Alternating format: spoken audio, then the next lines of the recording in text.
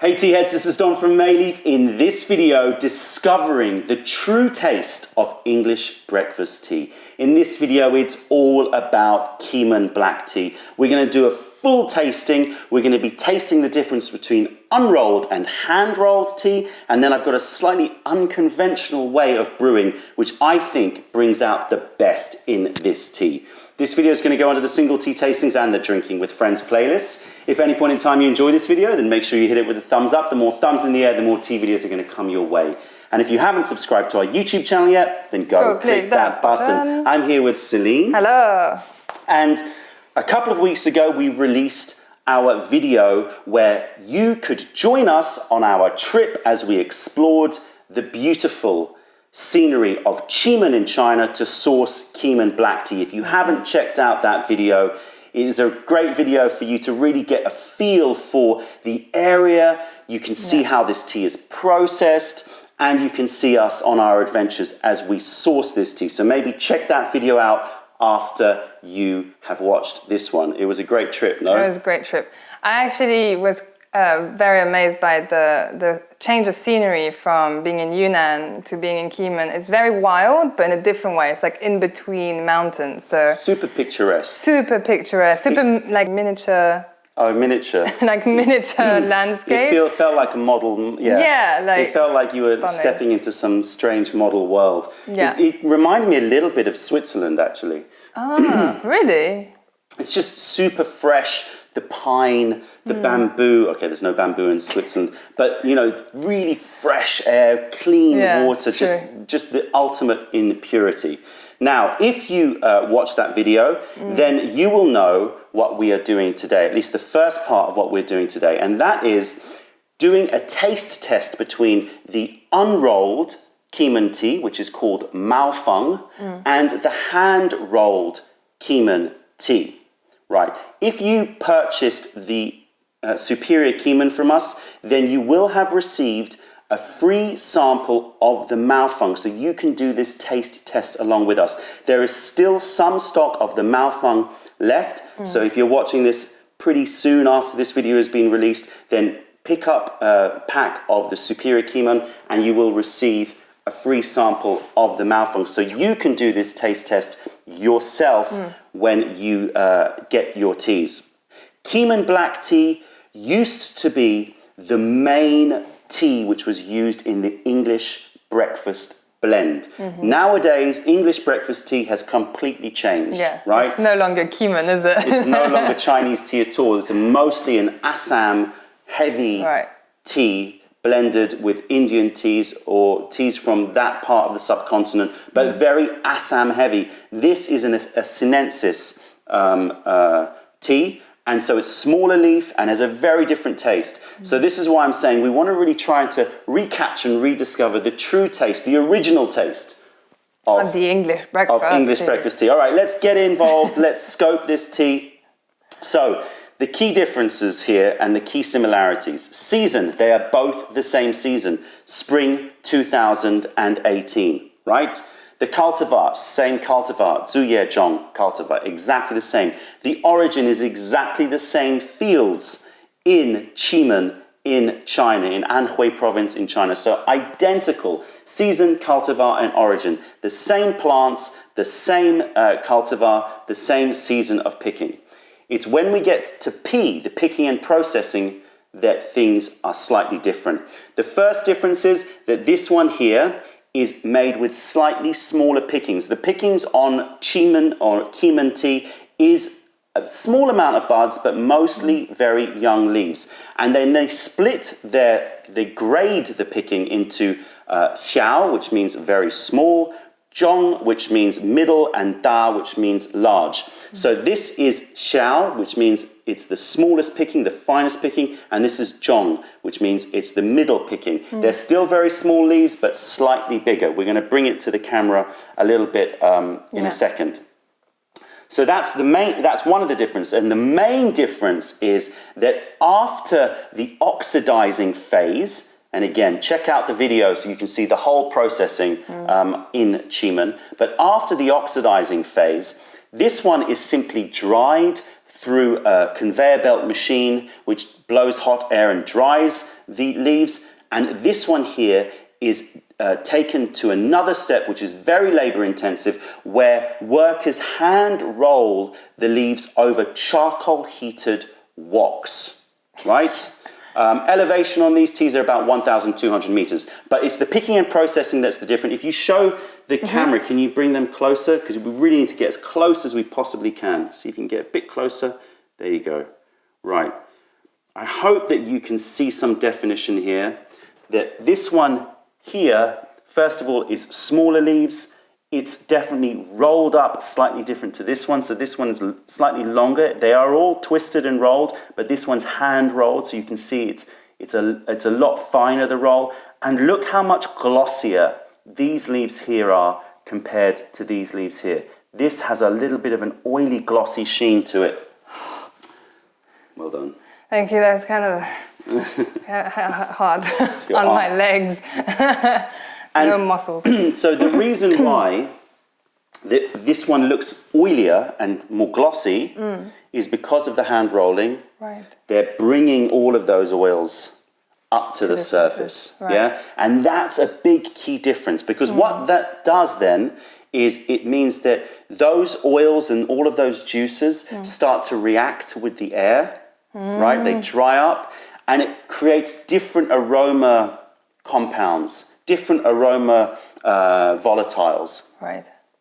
And they sit on the surface of the leaf, and that means that when you brew it with the water, it's gonna start to dissolve some of those oils and aromatics, and you're gonna get a very aromatic brew. Whereas this one, the juices have been dried in the leaf a little bit more, which means you're gonna get more of the raw taste of the tea, because those oils and aromatics haven't had a chance to react with the air. So when the water goes in to extract those same compounds, they are going to be slightly different because they haven't been brought to the surface to react with the air, and you're going to get a little bit more of that raw leaf taste and texture. That's amazing, isn't it? Right? It is amazing that how one processing can, like hand rolling, can change the flavor of the same tea so drastically. Like that blows my mind. And remember when we were in Keemun or Keemun, they showed us two different teas, and they gave us a taste test between rolling it sideways and when they hand rolled it in a rotating motion. They were so different, the taste. And that blew me away. That still blows me away. I don't really understand that. There's some strange magic going on there. But the difference between the taste of leaves rolled sideways versus circular was really, really big. This is circular rolled tea. All right, so we've scoped the tea. Let's get on with tasting. I should say that this is the Zhu Ye Zhong cultivar. And that cultivar has a very different aroma in terms of its fresh leaves compared to any other tea that I've smelt. Do you remember sticking your nose in those fresh leaves? Oh yeah, when they, after just picking, there was this smell of green apples, which was a bit weird. Like I wasn't expecting that. So. Green apples, a bit of grapefruit, very, very fruity. Very fruity. Very, very fruity. Fresh fruity. Fresh fruity, but a little bit earthy as well. Apples, grapefruit, skin, rind, mangoes, those kinds of things. And it was like really like, wow. We've often heard about this cultivar, this Keemun or Keemun cultivar, having fruity notes, but when you smell those fresh leaves, it's like amazing. What's the terp that is? Myrcenol. Myrcenol is a derivative of myrcene, is one of the terpenes which has this very earthy, fruity note to it. But one of the things that I found frustrating, and I still find frustrating, is when you brew Keemun tea, even when you brew it the top quality, top grade tea, and you brew it with the right brewing parameters. In China, I was getting much more of those fruits.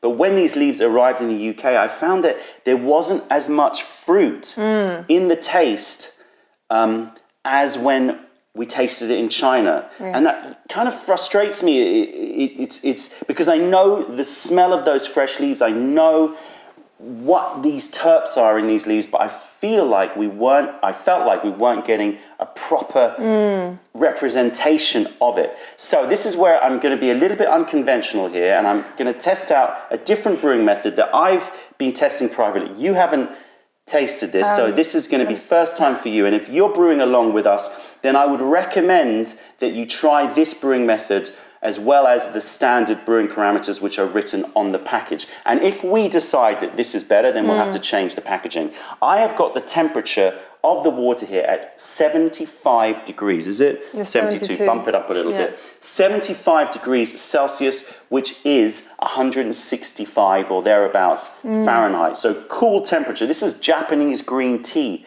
temperature brewing. Right. That's quite surprising that you go down that road. Well, I mean, it's very different. Black tea, you never brew at that kind of temperature. It's very unusual that you brew at that temperature. That should be fine.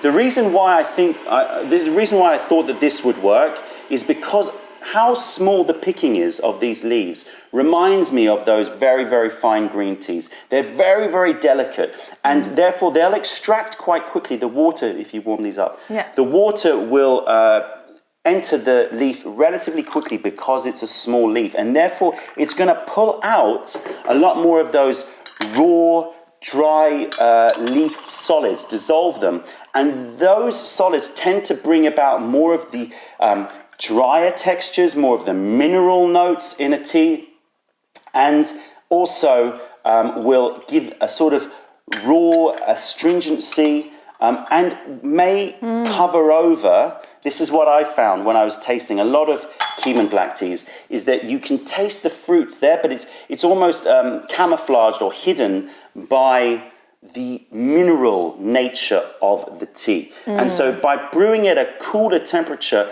I'm trying to dissolve less of those dry leaf solids in the leaf and just really try to get a better balance. Now, we always talk about how temperature is equal to EQ in the world of tea. In other words, the balance of the extraction of the tea and therefore the balance of the aromatics. But I really found with this tea that is even more the case.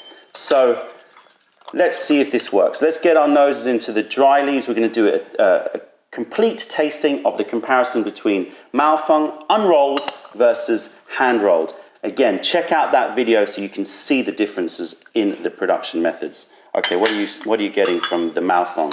Honestly, I get like cherries and eucalyptus, I want to say. Yeah, cherries, eucalyptus. I get some burnt wood notes. I'm quite happy because I usually don't get tasting notes very quickly, so don't mind my grin. Let me try. And you're getting the freshness as well. There's a fresh, zingy acidity to it as well. That's true. Oh. Is it slightly lemon? Yeah, slightly lemon. That's completely different. That's so different. Totally different, right? Same leaves, same producer, same harvest, same everything. Just the rolling and the size of the picking. Holy moly, that has so much more biscuit and syrup, like kind of caramelly syrup to it. Yeah, biscuits, definitely toasted. So we're picking up the smell of that charcoal pan a little bit here. Yeah. Charcoal heated pan. It smells really rich, doesn't it? A lot of malt, a lot of malt. Considering that it's not that bud heavy, there's hardly any buds in there, a lot of malt. Totally like Horlicks. I'm actually... You can't use a brand name, but that's a malt drink. So yes, you're getting malt, you're getting biscuits. There is a fruit there, but it's sort of in the background. There's even a little bit of desiccated coconut going on in there. Oh, yeah. Okay, let's give these a rinse. So 75 degree water, 165 Fahrenheit. I'm doing a quick rinse then, yeah? A quick rinse. You can do this one as well. Wait, I don't want to over-infuse, that's why.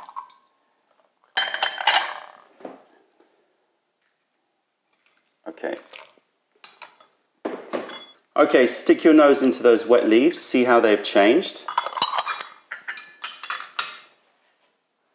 Wow, it's so different to the dry leaves. So different. Yeah. I can't even work out what that is. Ooh, it's a bit of kombucha. It smells like it's got that very fruity, fruit forward. There's a little bit of hawthorn fruit. I feel like it. Okay. I feel like it smells like apple puree. Yeah. Like a cold one, you know, when you keep it in the fridge and... Yeah, it's definitely very, very fruit forward. Very fruit forward. Oh, I saw that smell now. Smell this one. See, this is what I mean. The smell on those leaves are really, really fruity. And the frustrating thing for me was when we brewed them, it didn't translate in the cup. Oh, it smells so yummy. Oh. That smells so yummy. That smells so thick and syrupy and biscuity at the same time. All of the comfort. This is a comfort smell. Is so... But it's also very rich. It's almost, very rich. It's almost too rich, as in, like it's overwhelmingly rich, the smell. I love that. It's malt, it's biscuits. It's something different though. Yeah. It's got fruit, but maybe more like apricots, slightly fermented apricots. I think that's one of the tasting notes that we had before. So sweet and slightly sour. That's true. With the malt, with the... I'm just going to add one more thing, like a slight menthol thing. Slight menthol. Menthol. Yeah. Which is weird because that one had more of a eucalyptus smell to it on the dry leaf. Mm-hmm. But now this one has a little bit of that. Yeah, so menthol, eucalyptus, definitely. There's a little bit of wood in there. Malt for sure. Biscuits, definitely. And apricots. And I'm smelling almost like apricot biscuits. I don't know if that exists. But, you know, apricots and biscuits. Apricot jam and biscuits. I love something like that. So the smell, very different though. Very, very different. Much warmer, much more rich and malty. This one is still pretty intense, the smell. Yeah. Just but more. It's more fresh. Yeah. Yeah. Okay. Fresh. Let's brew these up.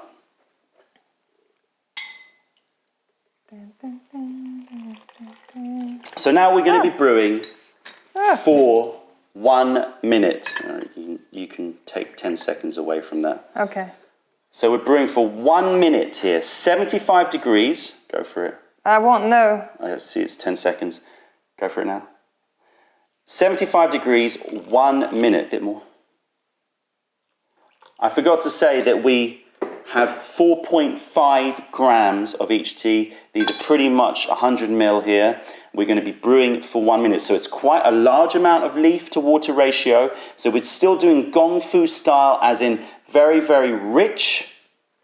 But make sure that you test it out at low temp like this, because I think it makes a big difference. I'm excited about this. Let's show the color of the brew. Wow. Go for it. Okay, so let's bring that a bit closer, see if we can get the color of the brew. Oh my goodness. Can you bring that up to the camera? Yeah. I'm doing it in such a weird way. Hang on. This way. So pretty similar. Very similar. Very similar. A nice strong extraction, slightly copper gold color. It always looks slightly darker in the camera compared to us because we have the light shining through it. But it has a nice copper gold color. Yeah. Okay, let's taste the Maofeng first. Okay. Go for it. So we've done a smell of we've done the look of the dry leaves, we've done the smell of the dry leaves, we've done the smell of the wet leaves, we've done the look of the liquor. Now let's focus on texture and taste. And this is where the low temp is going to come through. Cheers. Cheers, everybody. When did you last taste the Maofeng? At the bar about a week ago. And you brewed it at 95? 90 degrees. 90 degrees, yeah. Tell me the difference now. It's definitely got, when we brewed it at the bar, it had more dryness, I would say, more minerally, which, you know, some people would really like that. I quite like it, but this is very smooth in comparison. So when you reduce temperature, whenever you're extracting, you're going to make a thicker and softer brew. That's not necessarily meaning a good or bad. Sometimes you want more astringency, you want a bit more structure. And certainly if you were going to combine this with milk, I would say definitely brew at boiling hot water. So you pull out all of that astringency, which will be rounded out by the milk. But when you're brewing it pure and tasting it pure like this, I personally think that bringing out less of those minerals from inside the leaf by reducing the temperature of water is the way to go. Now, Can I just say though, it suddenly reminded me of my dad's honey, like honey in water. It's really, Yeah. it's really like that. So more sweetness, there's more fruit, Yeah. it's softer, it's syrupy. Slightly medicinal. The finish is still a bit short. Yeah, true. It's there, the finish is I'm still getting the taste in my mouth, but it's a little bit, it's a little bit short. Let's compare it to the hand rolled. So let's talk about how the hand rolled makes a difference. Go I'm for it. excited about that one.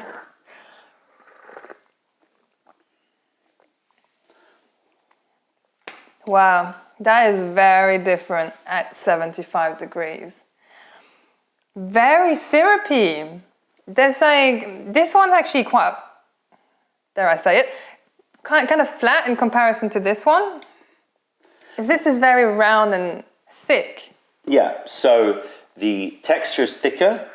It's definitely more syrupy, even though that was soft and thick. Yeah. This one has that richness that was coming out through the bouquet, through the nose, is definitely there. It's definitely much richer in taste and aroma. Yeah, you're right. It's definitely a lot more like a big bouquet. So what taste, what flavors are you getting out of this? It's got a real kind of apricot-y aftertaste to it.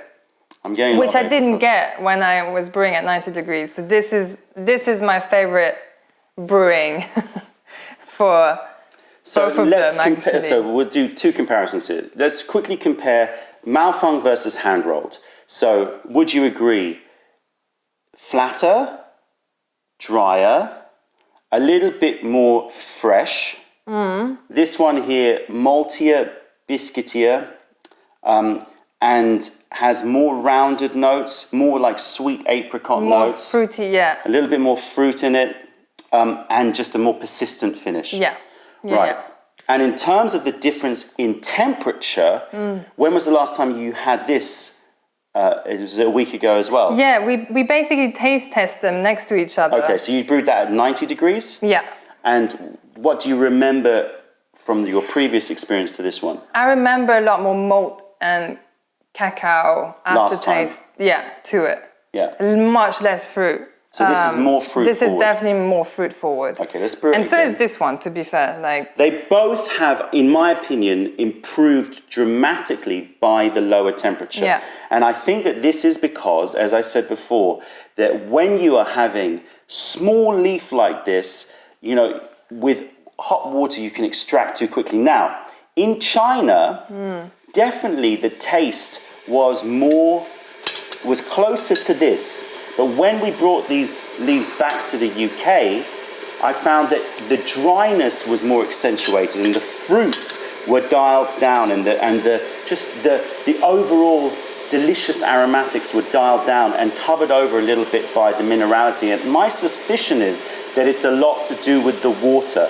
That because the water in China, just check the temperature, because the water in China is softer than in London, you can afford with softer water to brew at a slightly hotter temperature because you have less minerals in the water. And so when you are brewing in harder water areas, the minerality that already exists in the water is going to add to the minerals that are extracted from the leaves. And that means that overall you're going to get maybe too much of a dry astringency to it. man, it smells so good, but like I'm shocked.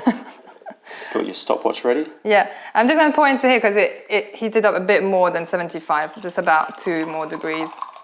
Okay. So I'm just going to do it this way so Nice it little cools trick. down. If you overheat your water, pouring it into an empty gongdao bay or cup that's relatively cool or room temperature will reduce the temperature by about 3, 4, 5 degrees Celsius. Exactly. Okay, start the stopwatch. Boom. So now we're going to add 10 seconds, so a minute 10. So these are long infusions, especially for a black tea. I'm sure some of you are going to raise your eyebrows a little bit about this, but try it out. I would love to hear your thoughts on it as well. Try out the 90 degree versus the 75 degree and see whether or not you prefer, which one you prefer. Maybe your preference is somewhere in between. As I said, depending upon your level of water hardness, you might want to hit it a bit higher in temperature. That's what I was thinking, yeah. The water hardness must make such a difference to the boiling point and extracting of the leaves. It's just the overall combination of the minerals in the water plus the minerals that are extracted from the leaves is going to have an effect on, obviously, the taste and texture. Oh my gosh, you could get so geeky with tea. Like, you could have one tea and just brew at so many different temperatures just to get the different notes from it. I did. That's why. That's what led me to this. I've tried. Wait, it's an extra 10 seconds. Oh, okay. Go for it, Paul. Never mind. Okay. It's my fault. I put it at 1 minute. There you go. So, color. Pretty similar. Slightly darker. A little bit more luminous right now. These lights tends to not really show it off that well. Maybe if I brought it back here. On this side, there's a lot more orange, and on your guys' side, there's a lot more. Anyway, let's taste it. So, Maofeng again first. Oh my gosh. Every time I have a sip of, the last sip of that one was so biscuity and yum yum. And apricot. Okay, I'll stop. Next one. Right, so now... Oh, interesting. The Maofeng is starting to demonstrate its weaknesses, in my opinion. It's now... It doesn't have as much flavor. It feels like it lost a lot of the high notes now. But it's like it's got more of the malty, warming notes. And it's got some dried fruits, dried cranberries, dried raisins. Dried cranberries, yeah. And a little bit of cedar wood. You know, those antique woods. It's still nice. I like it. That's true. I don't love it. I like it. And it's a bit dry, even despite 75 degrees, it's a bit dry. Yeah, I like the tastiness of this one. I just find it a bit too dry now. Like the first infusion was not dry. To me, it was not dry at all. But now it's gone a little bit like popping through the dryness. Yeah, and that was at 75, definitely. That was at 75, yeah. It was basically at 77, so that's why I poured it into here. All right, and now the hand rolled. Cheers, guys. Cheers, everybody. I hope if you're drinking along with us, doing the taste test, that you're finding this interesting, the differences. Yeah, and maybe you're getting some other tasting notes. Oh my gosh, so different. Thick, voluptuous, malty. It's got like cereal, toasted cereal notes in it. Good one. It's insane how much it's changing. Like, this is what I like about this one. It's changing, but it's not becoming drier. It's just becoming more fresh. But the fruit is there, but it's underpinning this malty warmth to it. And let's brew one more of this one. It's very thick, like. Yeah, well, that's what's one thing that long infusions will definitely do is increase the thickness. But you've got to be careful. You've got to control the temperature so that it's not going to extract too much. But the fruit, as I said, is underpinning it. It's more after you've swallowed that you get this persistent apricot. Yes, apricot. I'm getting this, it's an earthy fruitiness. So this myrcenol, which is in these leaves. Blackcurrant? A little bit of blackcurrant? Yeah, a little bit of blackcurrant. But it's more earthy fruits rather than citrus and bright fruits. Yeah, that's true. Especially if you breathe through your nose after drinking it. Now, one fruit that has very high levels of myrcene or myrcenol is mango. Ha-ha! Here comes the mango. So, what we wanted to do is to taste this tea alongside mango. I'm not going to say that I'm not expecting this to be an amazing pairing, but it's about trying to see if we can pick up the same terpene that's very prevalent in mango as in these leaves. I leave mango. it to you to pour this. So myrcene is a terpene. It exists in hops, it exists in mango, lots of fruits. It also exists in cannabis, and it's a very particular earthy. It's in cloves as well. The herb, the spice cloves. It's a very earthy, sweet aroma with a fruity, slightly fermented fruity note to it. But it helps to regulate the rate at which psychoactive compounds can cross into the brain from the blood. So the solubility, if you'd like, of the blood-brain barrier. And that's why myrcene has a sort of secondary effect, or it's called an entourage effect, with certain drugs like cannabis, which is why if you eat a load of mango 40 minutes before you partake in any kind of experience like that, you are going to get a much bigger, stronger experience, because that myrcene affects the solubility. And it has a sort of calming, relaxing effect. And I found this with Keemun tea. As I said, I've been doing a lot of A/B testing with lots of different temperatures, volumes, etc. of leaf. And always, after about an hour, I'm feeling a bit like, a bit just chilled, relaxed.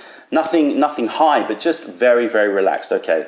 That's delicious. Let's taste a bit of mango. This infusion has now become very floral. True. Interestingly. Yeah. Yeah. There's a bit of rose going on there. Yeah. All right, should we try it? So yeah, I'm getting those floral notes. Definitely. All right, so let's taste the mango. Now, let it swallow it, and then let those terps remain in your mouth, and then have a taste. Okay. See whether or not you can pick up. Oh my gosh. You made it so much more fruity. Yeah. But matching. Matching. You can definitely taste that there's this terp in there, which has just got this earthy fruitiness that it's very hard to pick it up necessarily when you're drinking the tea pure. Yeah. But when you do this, you can just go, it's that terpene. It's a great combo. Let's taste the Maofeng a bit with it, just to see. Yeah. Yeah, still there, but definitely stronger in this one. This has some very nice dried fruit notes, though. Actually, the combination works quite well, because you're picking up very sweet, dry fruits and wood, antique wood notes in there. I still think these two work better. Yeah. But that doesn't clash, you know? But yeah, these two. Definitely, try it out. Try it Just take some of the mango, swallow it, let the terpene stay in your mouth, and then see if you can do this A/B comparison to see if you can pick up the same flavor profile or aroma in the Keemun tea, because in my opinion, it's definitely there, and it will help to highlight and educate you in what we mean when we talk about myrcene and myrcenol. Ah, yes. So that's it. Opinions, 90 degree versus 75 degree. 75 degree all the way. You agree, yeah? I agree. So I think we're going to change the packaging. We're going to change we're going to change the brewing instructions on that. And Maofeng versus hand rolled. I'm gonna say hand rolled. Hand rolled for sure. It's just that texture, man. It's definitely got more oils or something in it. Yeah, it's delicious. So the hand rolled is just a much richer, much smoother, much more consistent, richer in terms of taste and aromatics than the Maofeng. The Maofeng is a very high quality. It's picked from the same producer, very high quality.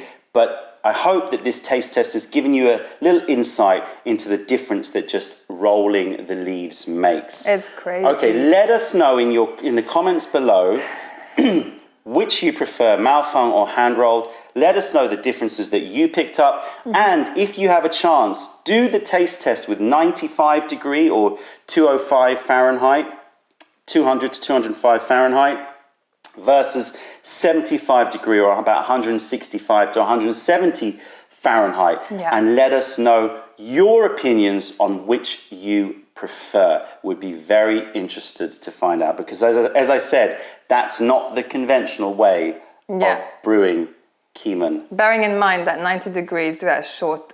Oh yeah, 90 degrees, 10 seconds, 10, 15 seconds, 75 degrees, a minute. Yeah. And if you prefer it, then maybe we've just created a new standard for Keemun brewing. And I think that bringing it back to the original discussion, I can imagine that the first people that were importing Keemun Black Tea to make English breakfast blend were looking for those fruity notes, those floral notes in the blend. And it's morphed and evolved since there. That's it, guys. I hope that this video has given you some more insight into Keemun. As I said, check out the video where we filmed in Keemun to really experience the beautiful, lush location this tea is grown. That's it, tea heads. If you made it to the end of this video, then make sure you hit it with the thumbs up. Check out our YouTube playlist and let us know if there are any videos that you would like us to make. If you're ever in London, then come visit us in Camden to say hi and taste our wares. If you have any questions or comments, then please fire them over. Other than that, this is Celine, and I'm Don from Mady. Thank you for being part of the revelation of true tea. Stay away from those tea bags. Keep drinking the good stuff and spread the word, because nobody deserves bad tea. Bye.